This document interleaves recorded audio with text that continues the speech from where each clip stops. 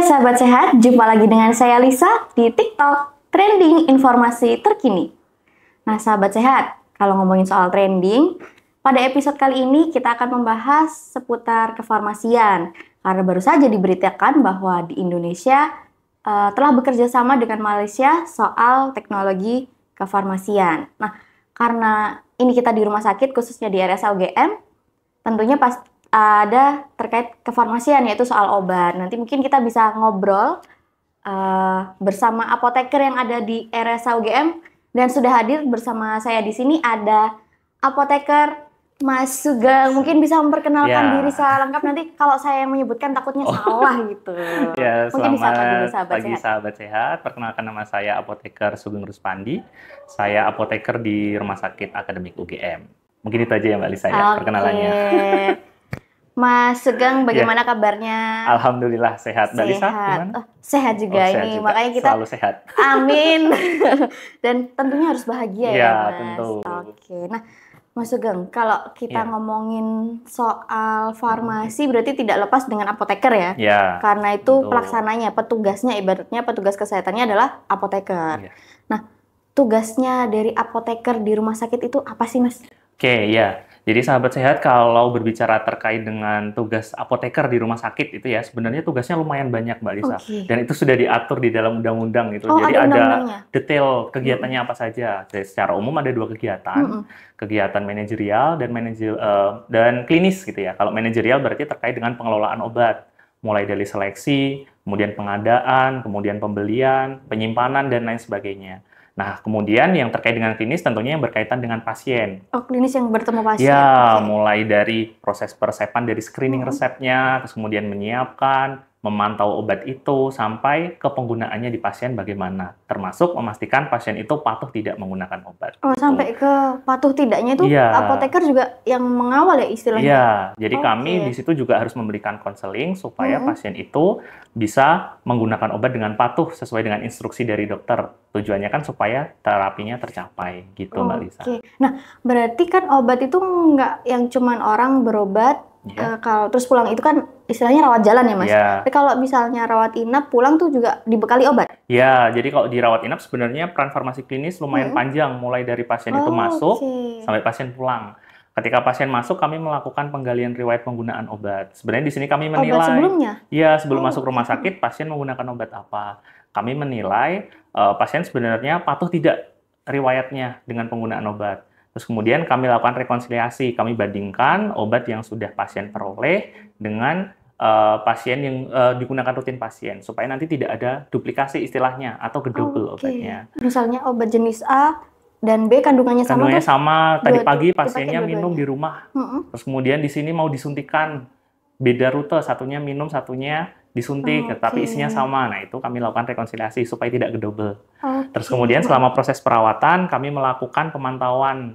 Ada pemantauan terapi obat istilahnya. Kita memantau obatnya itu berefek dengan baik atau tidak. Terus kemudian kami memantau juga efek sampingnya. Nah, kalau terjadi efek samping, berarti harus kita selesaikan, tapi harapannya kita hindari efek sampingnya.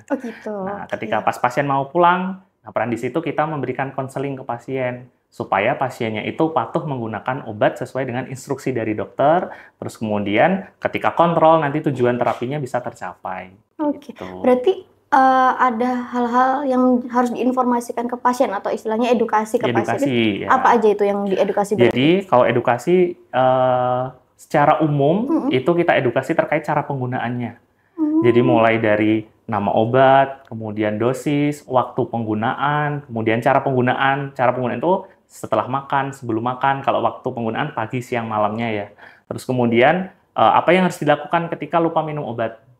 Sampai jadi, kalau lupa aja juga ada edukasinya. Kalau lupa minum obat, bagaimana caranya? Apakah harus di double dose atau di skip gitu? Terus kemudian cara penyimpanan obatnya juga bagaimana? Gitu juga kita sampaikan. Berarti menyimpan obat itu juga ada caranya ya? Harus diedukasi juga, kirain dapat kan biasanya dapat plastik ya Mas, itu langsung ditaruh di atas meja.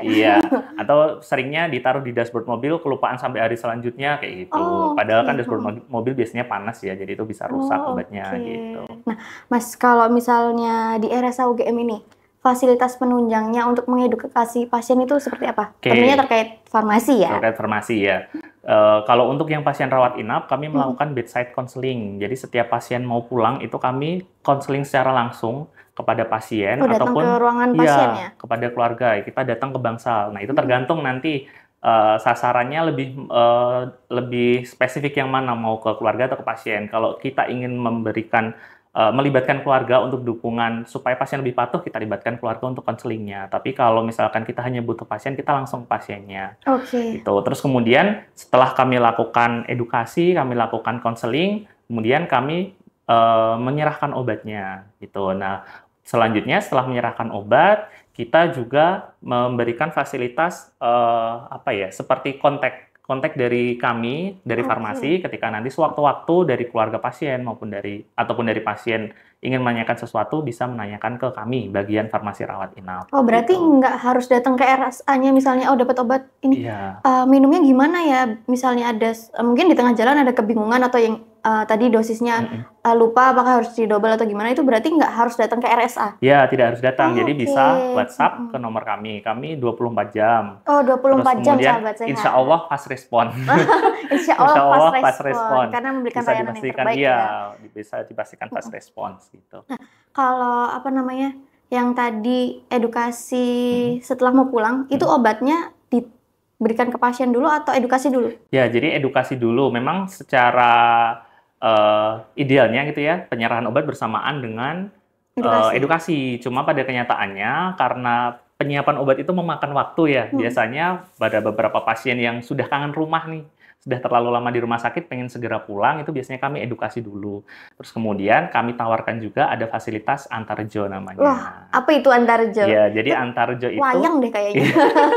Kok ternyata masuk ke layanan obat nih malahan. Masuk layanan obat. Antarjo itu antar obat keliling Jogja sebenarnya, singkatannya itu. Oke, antar obat keliling Jogja. Keliling Jogja. Ya, keliling Jogja. Nah, itu fasilitasnya apa itu? Ya, jadi kalau untuk antarjo itu kita melayani untuk pengantaran obat dengan radius 10 km dari RSA. 10 km. Jadi bukan jaraknya 10 km, karena kalau jarak 10 meter itu kan kalau kita lihat maps diukur dari belok-beloknya.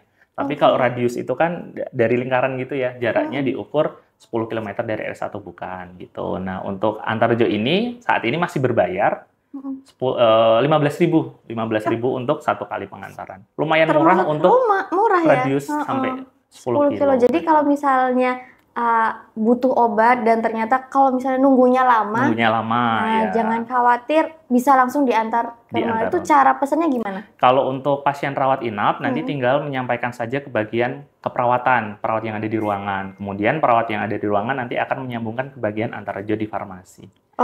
Nanti tinggal verifikasi data, jadi alamat pasien, kemudian nama pasien, terus kemudian nanti dari kasir akan memberikan tagihan ke pasien. Ketika sudah dilakukan pembayaran, pasien bisa langsung pulang.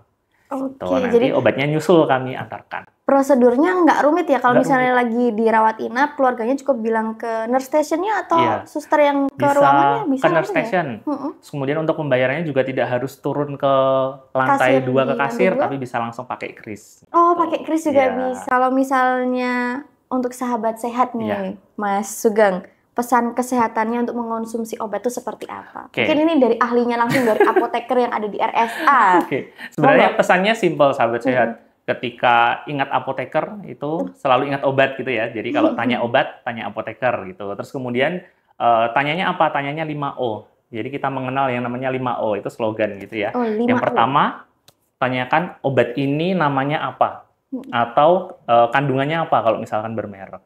Terus kemudian yang kedua, obat ini khasiatnya apa? Jadi sebenarnya fungsi obat ini untuk apa? Terus kemudian yang ketiga, obat ini dosisnya berapa? Yang keempat, obat ini cara penggunaannya bagaimana? Kayak seperti yang saya sampaikan tadi, apakah diminum pagi hari, sore hari, sebelum makan, sudah makan, saat makan, karena akan mempengaruhi efektivitas dari obat.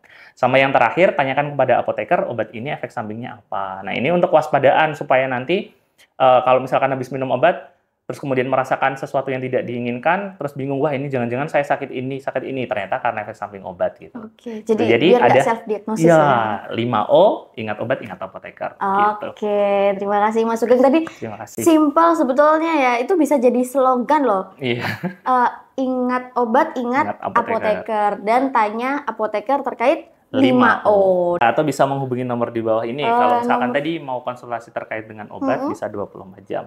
Oke, sahabat sehat, itu tadi obrolan kita bersama dengan apoteker di RSA. Semoga mengedukasi dan jangan khawatir kalau misalnya di RSA habis antri obat ternyata kok dikira lama. Nanti bisa antar 10 km radius dari RSA UGM dan biayanya hemat 15.000.